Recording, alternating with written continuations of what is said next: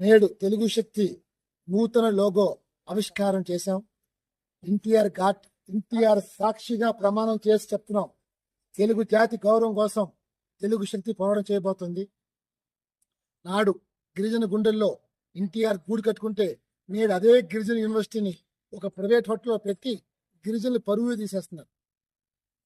ఈవేళ తెలుగు జాతి ఔన్నత్యాన్ని, తెలుగు జాతి పౌరుషాన్ని మరొకసారి చాటి చెప్పడానికి నేడు బివి రామ్ తెలుగు ప్రజల ముందుకు రాబోతున్నాడు.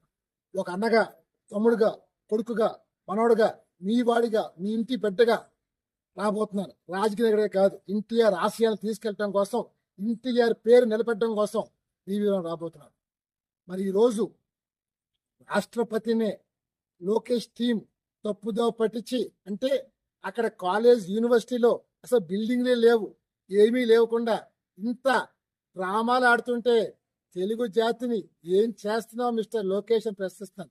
ఒక హెచ్ఆర్డి మినిస్టర్గా 2 ఏళ్ళలో ఆ కాలేజ్ బిల్డింగ్ కట్టకపోతే నువ్వు దేనికి పనికొస్తాను అడుగుతున్నాను. మరి మాట్లాడితే నేను రాష్ట్రాన్ని అభివృద్ధి చేస్తున్నా, అభివృద్ధి పదవి తీసుకెళ్తున్నాను, ఇదేనా అభివృద్ధి అంటున్నాను.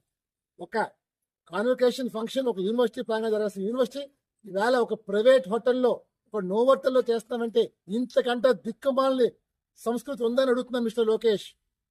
మరి మేము ఒకటే కోరుతున్నాం, మేము భారత రాష్ట్రపతి గౌరవం నిలబెట్టడానికి, గౌరవం కాపాడటం కోసం మేము రావద్దని చెప్పి ఇప్పటికే లేఖలు పంపాం. డెఫినెట్గా తెలుగు శక్తి మా వాన్ వినిపించబోతున్నాం.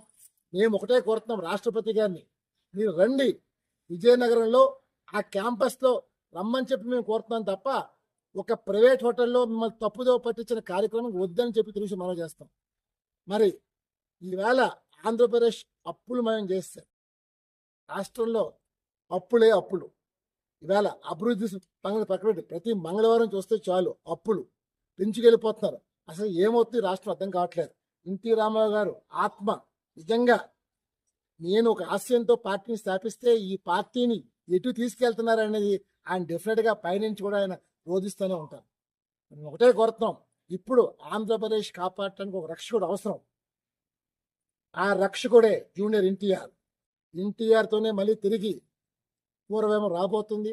డెఫినెట్గా తాత ఆశయాల్ని, తాత సంకల్పాన్ని జూనియర్ ఎన్టీఆర్ ముందుకు తీసుకెళ్లాలని నేను కాదు, ప్రతి ఒక్క తెలుగు వాడు కోరుకుంటున్నాడు, ప్రతి ఒక్క యువత కోరుకుంటుంది.